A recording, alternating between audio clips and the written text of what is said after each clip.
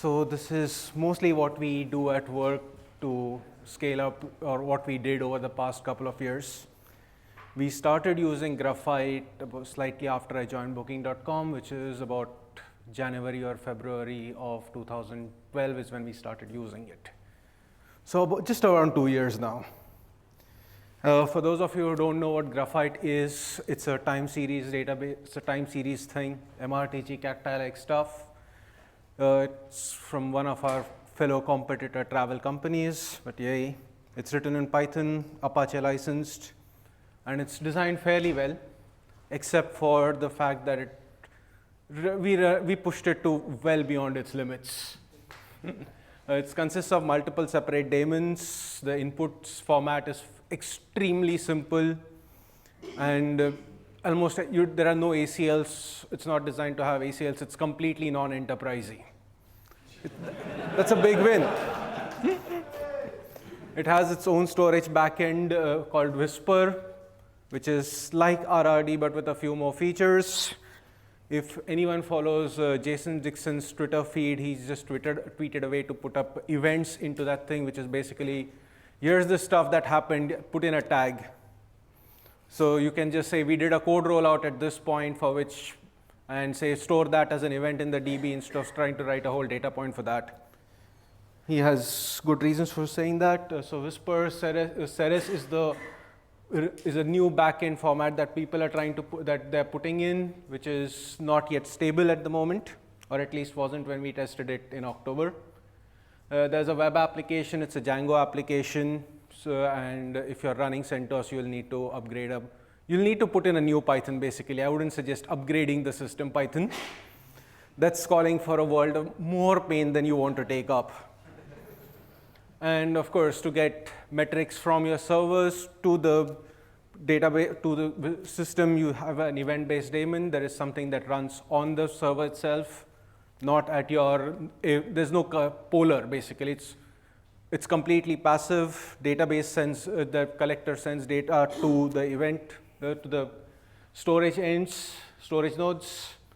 They match input based on name and relay to one or more destination based on, you can either say, match it by, based on, match this name with a regular expression, send it here, or you can just use a consistent hashing.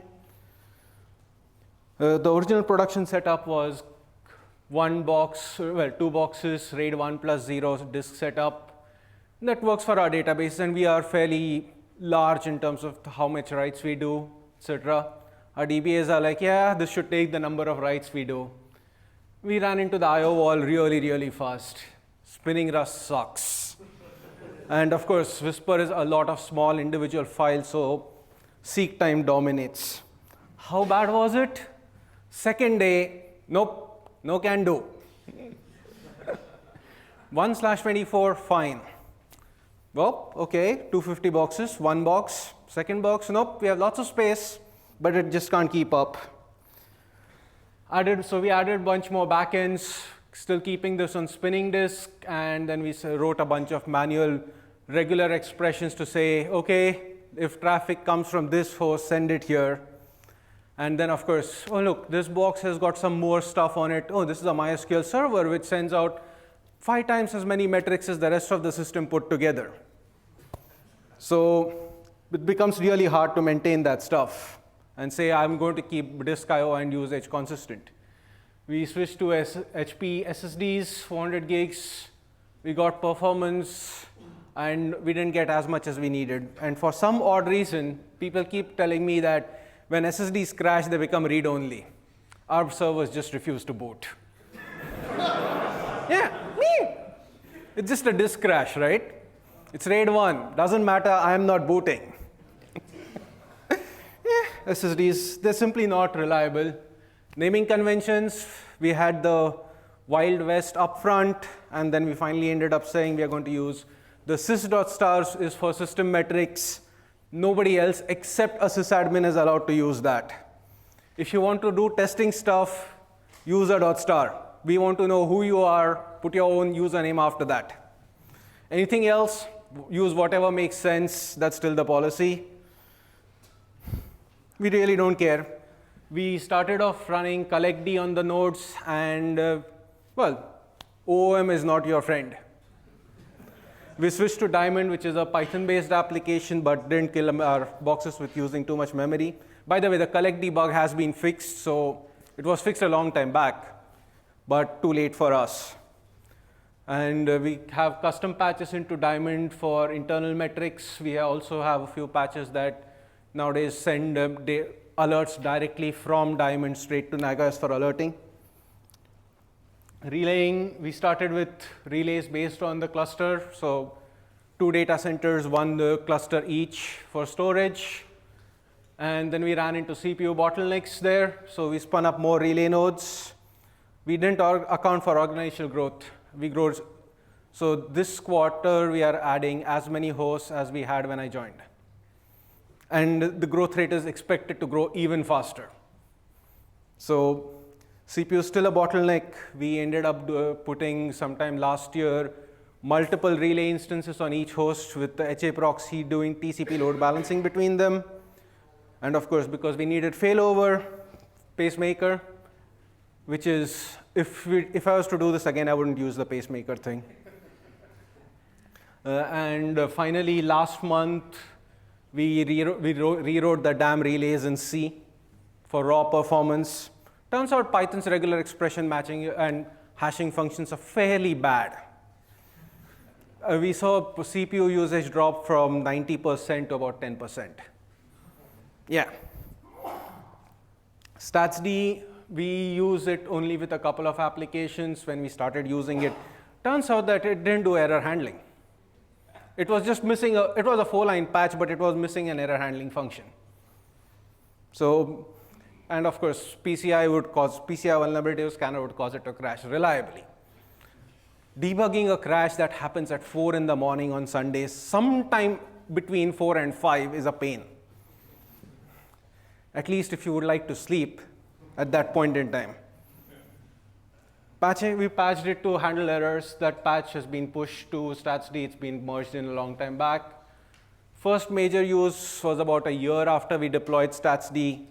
And that was to make sure that none of our partners who keep sending us updates about hotels and availability information can actually overload our systems. That did let our on-call systems, sysadmins, actually get some sleep at some point. I spent last year's New Year was basically debugging those problems. Why, thank you very much, Priceline. We use this only for metrics for a couple of applications. Then there is there's some other minor stuff that we do for tracking counts. Business metrics. Ooh, this is the interesting bit. We have metrics for almost everything. If you can express it as a number, we will track it. If you can't express it as a number, we will find a way to express this as a number and then track it. At least well, the last time we tried to do this was for developer and sysadmin performance metrics. That got squelched quickly. But yeah, pretty much anything that you can think of that you want to measure, we will. When did query start? How long did a query take? What was the page load time? What was the render time? If you have a number for it, we will measure it. And so it turns out that Graphite has a really nice API, which means that the developers could do a lot of custom scripting that the homegrown system didn't really let them do. Well, the homegrown system was written in about 2002, so it's missing features. And then they were writing Graphite queries like SQL, which usually involves about 15 minutes of explanation saying, not SQL, not SQL, not SQL, not SQL. And so we had one developer who decided, oh, look, this is just going to store data like MySQL, 1 per row, right? So not too much, maybe about 100, 200 points, but a lot of name metrics. That was about the second week of operation. 5.3 terabytes of space, which we didn't have. It was a bit difficult because, why is this box running out of space? 15 minutes later, why is this box running out of space again? Yeah, so sharding, then we ended up with what, 40 or 50 regular expressions at some point when our cluster had grown to about 20 odd nodes just for the storage. Manually maintaining regular expressions became painful. 10 backend servers, 2 data centers, so that's 10 into 2, 20 nodes. And plus all the relays, which also had to do this matching thing. And we don't have no idea who's going to create metrics when or whatever. That's a desirable thing. It's not a bug.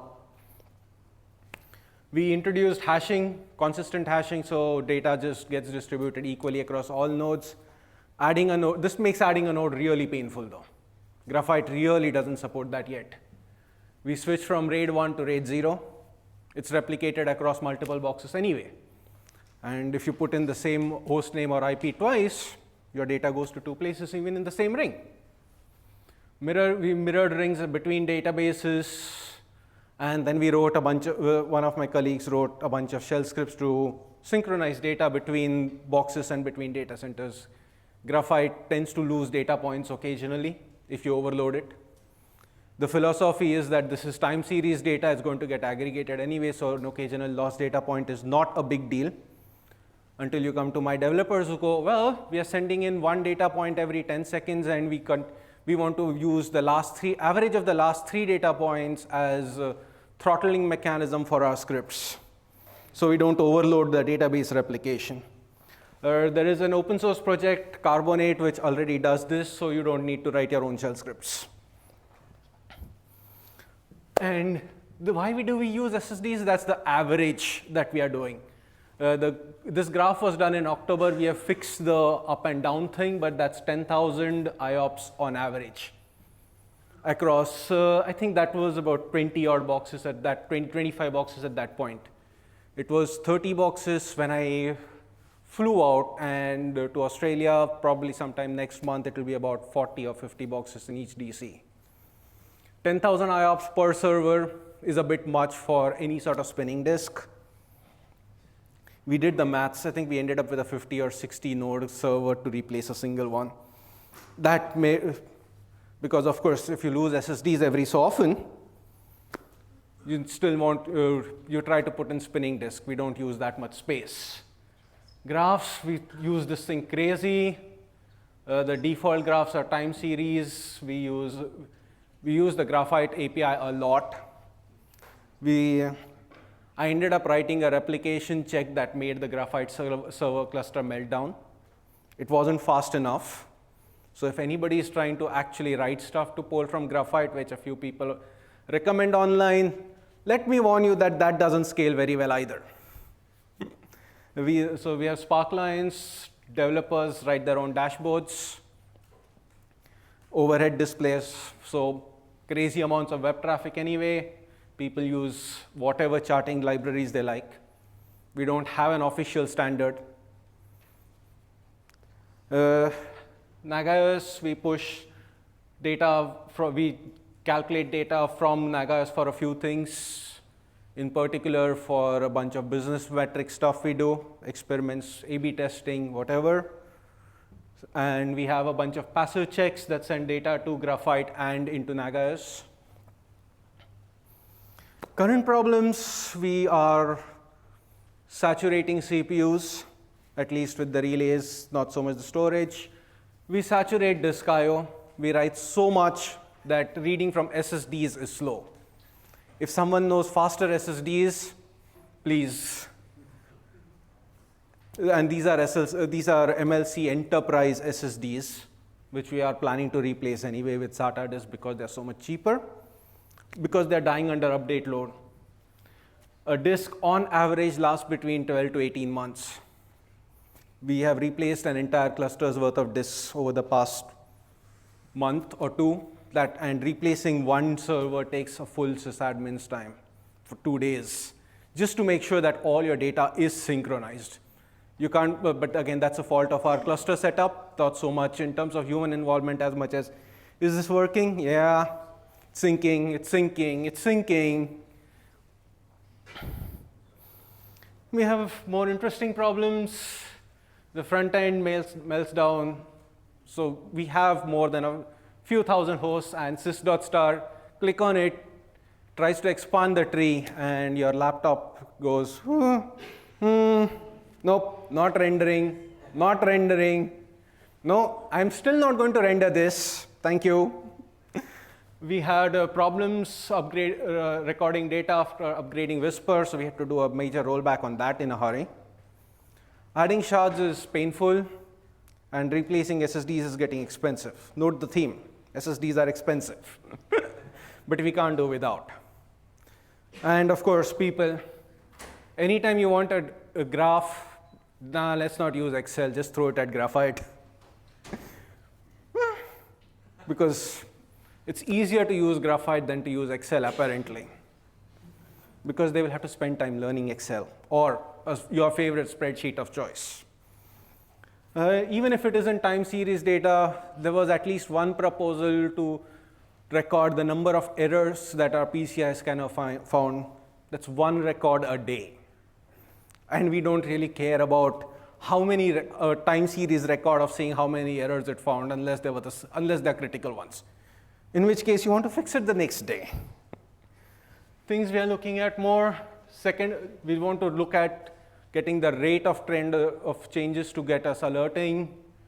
And storage changes, obviously, because we don't want so much distributed stuff. So we just acquired eBuddy, so now we actually have Java people. So it might be HBase or Cassandra, or one of my developer teams who's doing business analytics has been playing around with Riak, so we might use that. Anomaly detection if we can, and if that doesn't cause servers to melt down. For anybody who's been playing around with the HC product stuff, it doesn't really scale. We tried pushing in about a week's worth of data, it melted the box down. Tracking more business metrics, and we track a lot. We have a separate cluster for business metrics, a separate setup for user metrics, and one separate setup for the system metrics itself. And of course, finding people. That's a big challenge. If anybody wants to join, there's a link. Questions?